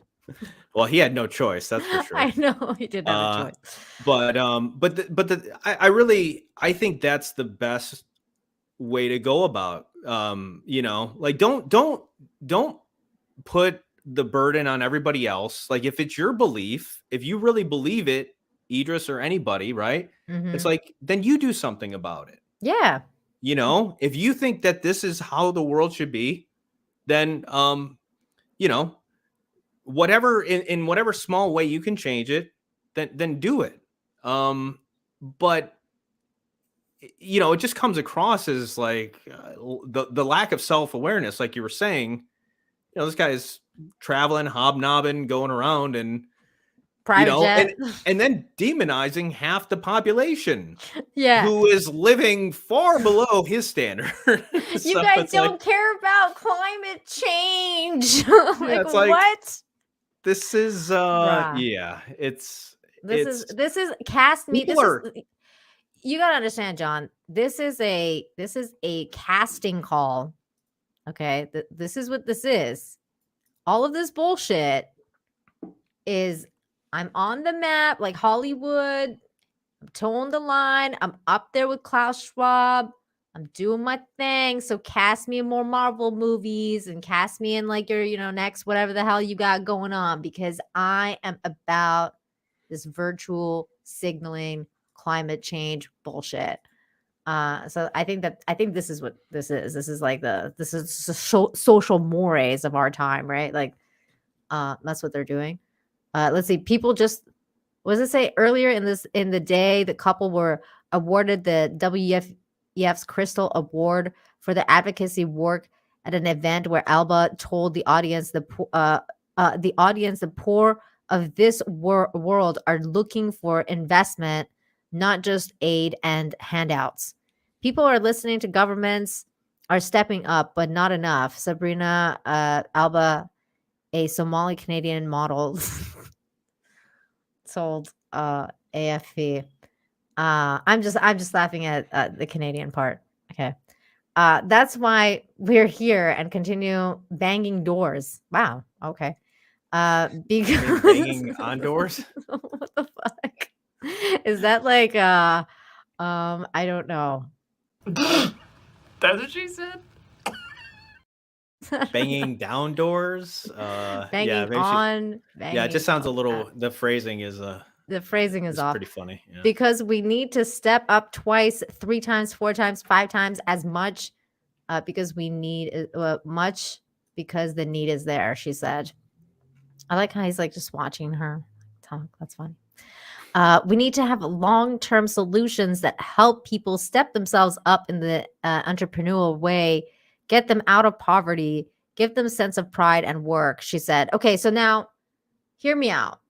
Hear me out. These are the same people that were like, lock everything down. We need Yeah. to freaking be locked down. Yeah. Why are we working right now?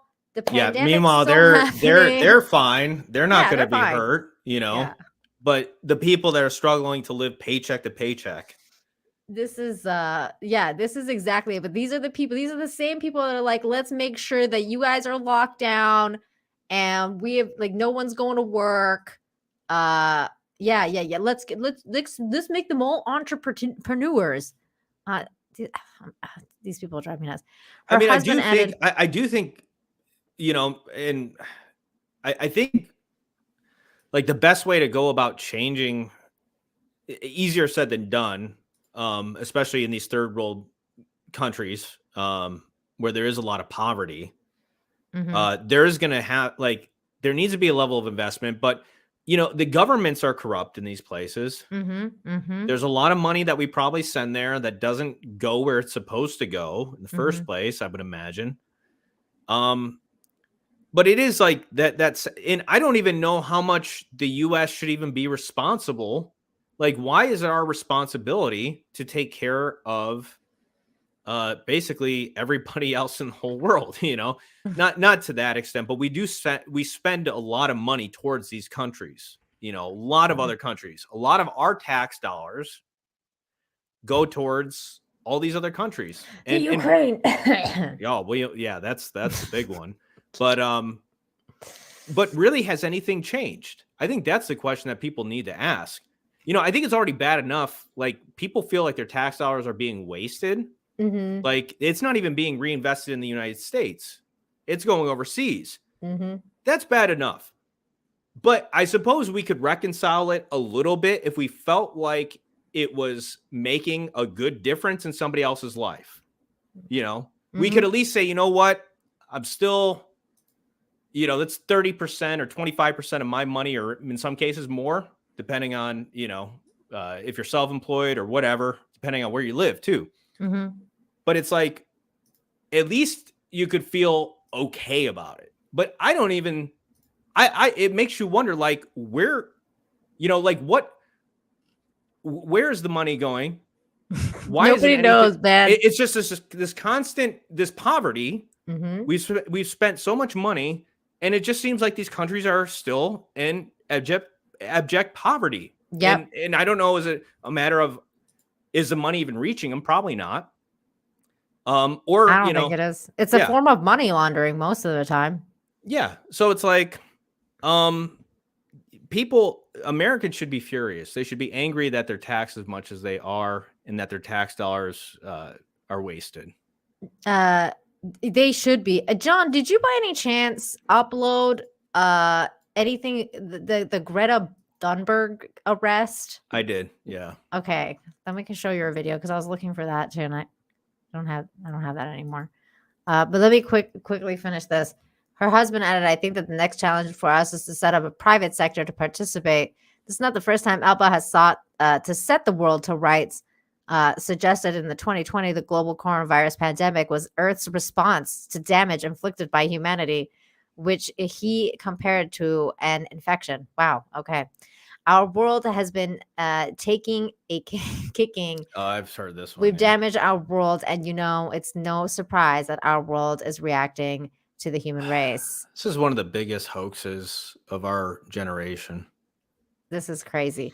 In the 70s, they were worried. I got a video on my channel about this. You had Leonard Nimoy narrating this documentary. That scientists in the 70s were afraid. My dad even told me about this too. They were afraid we were going to go into an ice age. Because temperatures were getting colder. All right, this is like 40 years ago.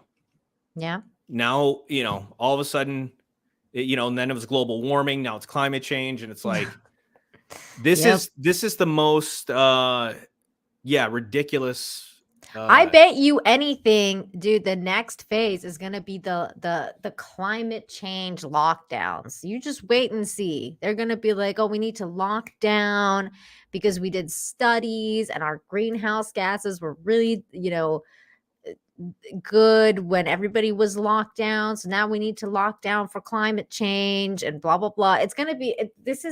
These people are insane, and all they care about is more power and this kind of thing. This is these people.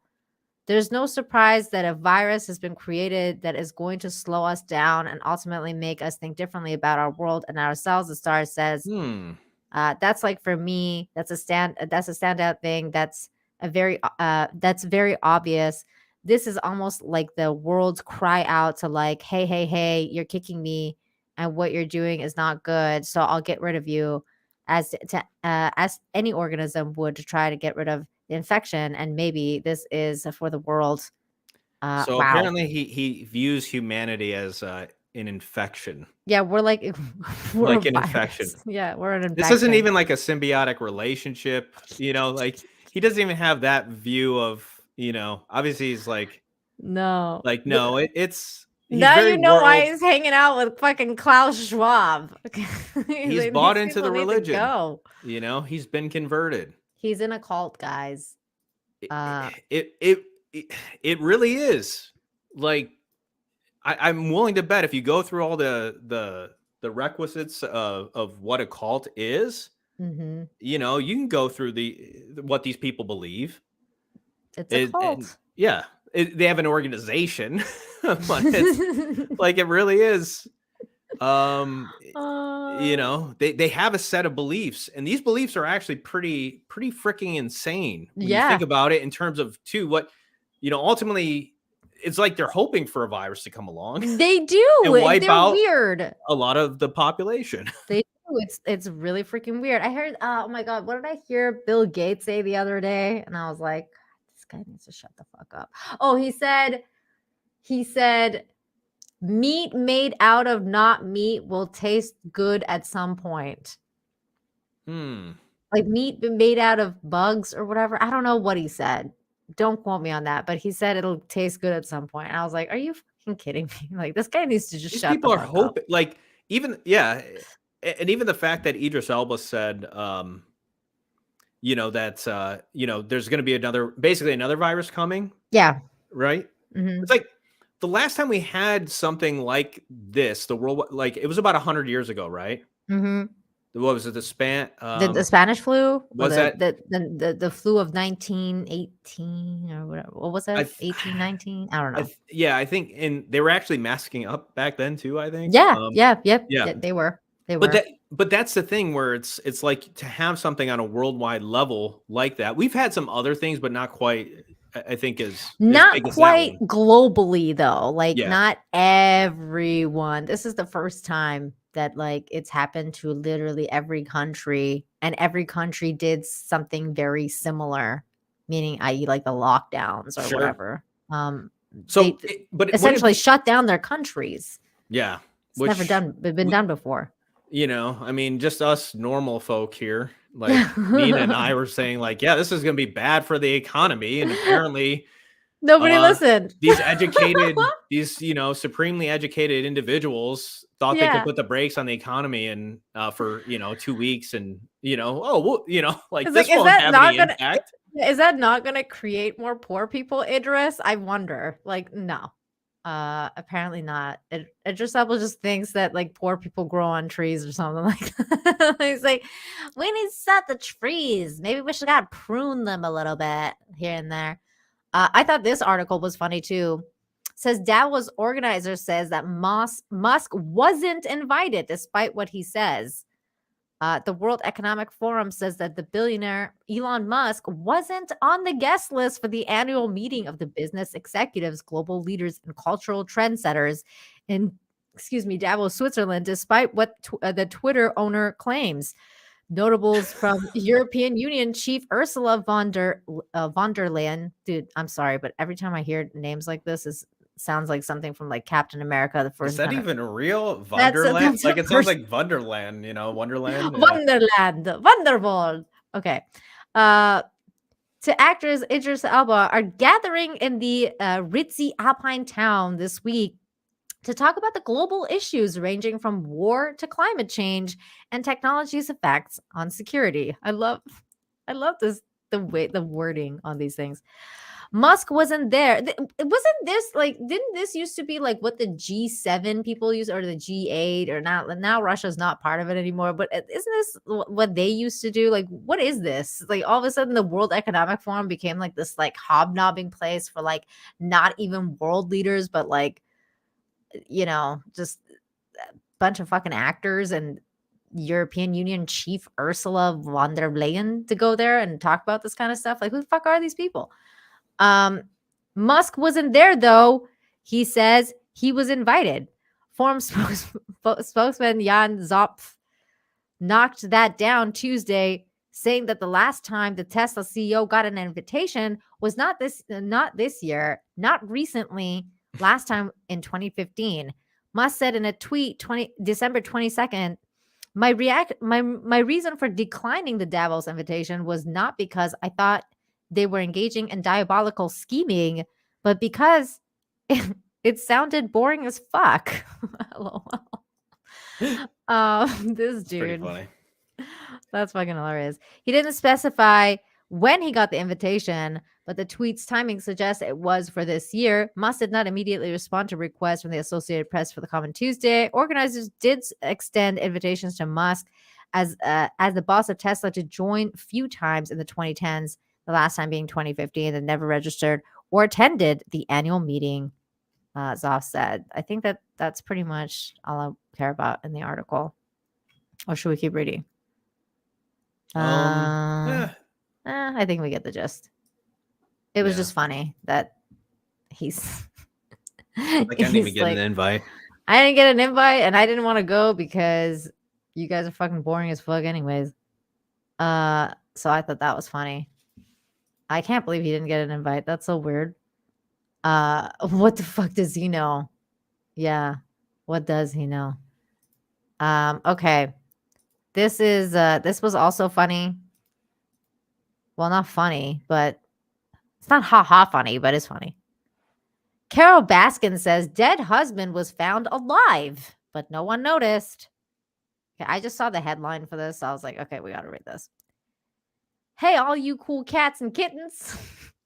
Carol Baskin claims her husband isn't dead after all.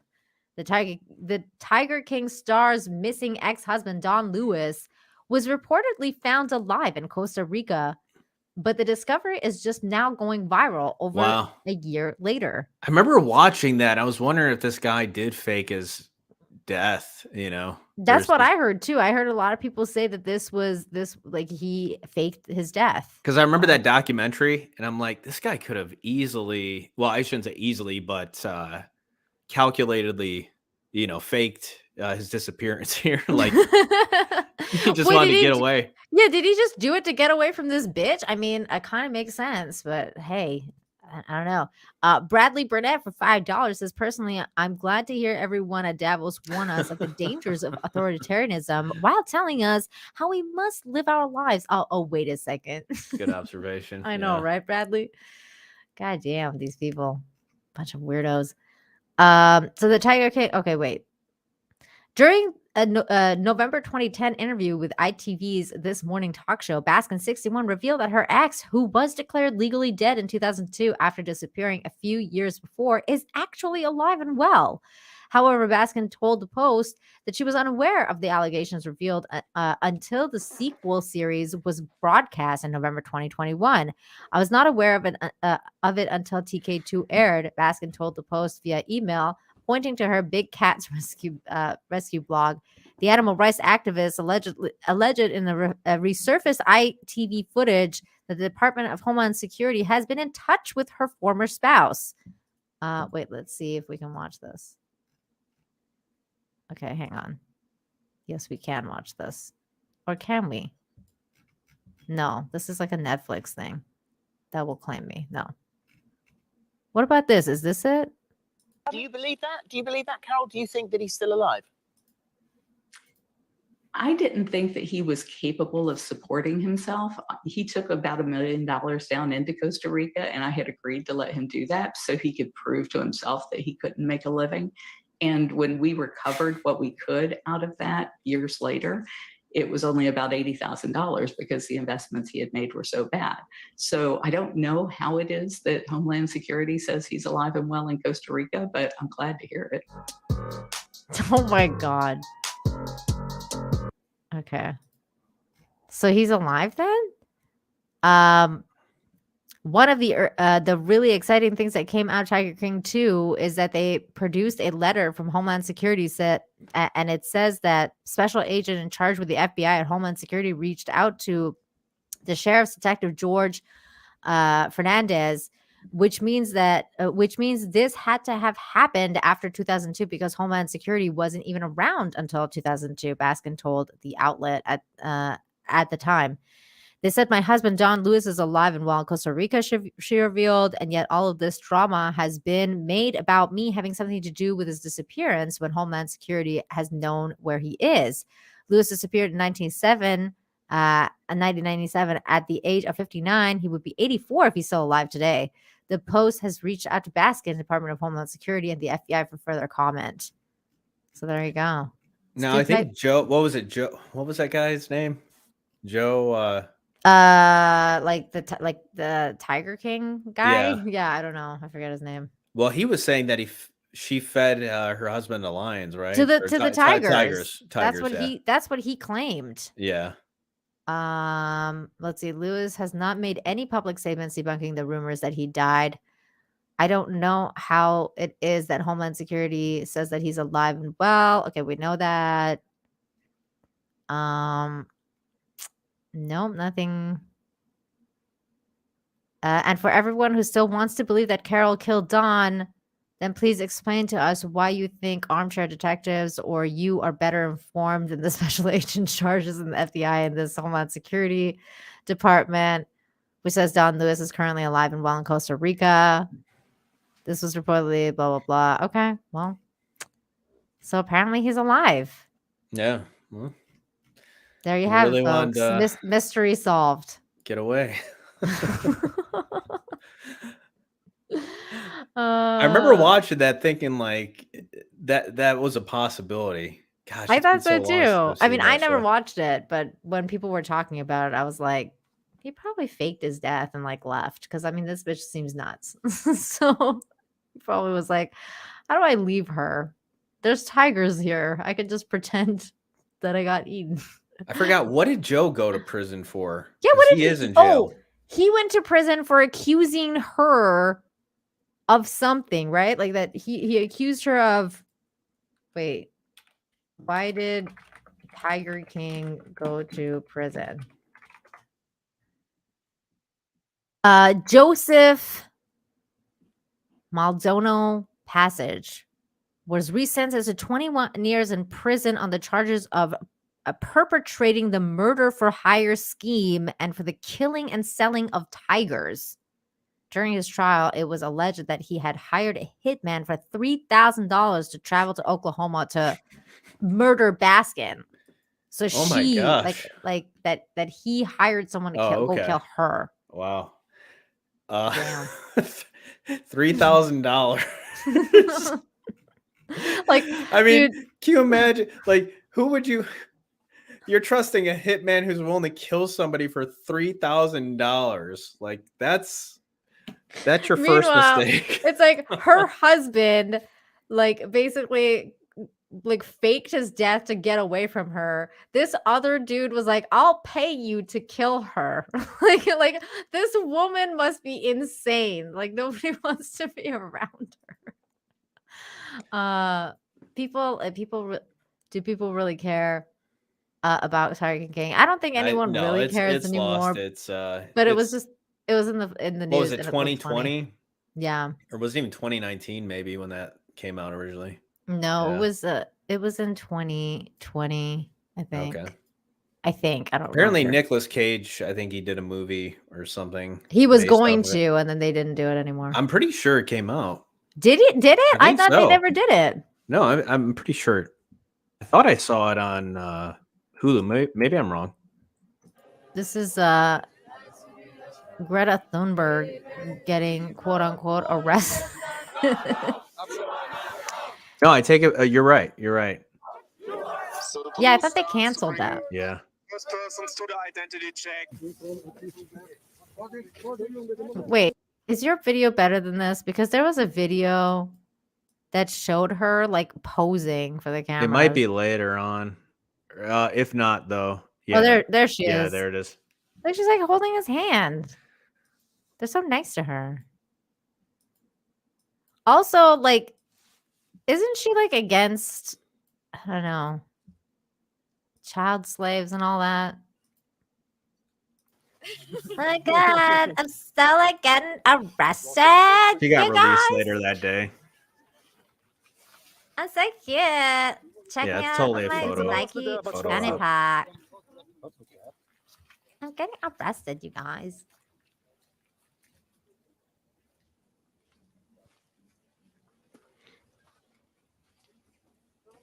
I can't believe anyone thinks this girl's for real.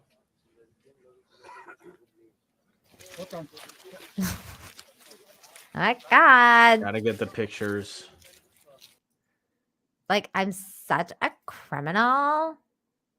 I wonder how much Greta's worth.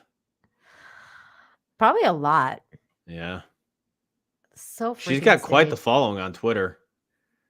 She does have a pretty Like, massive following on Twitter. That response to Andrew Tate.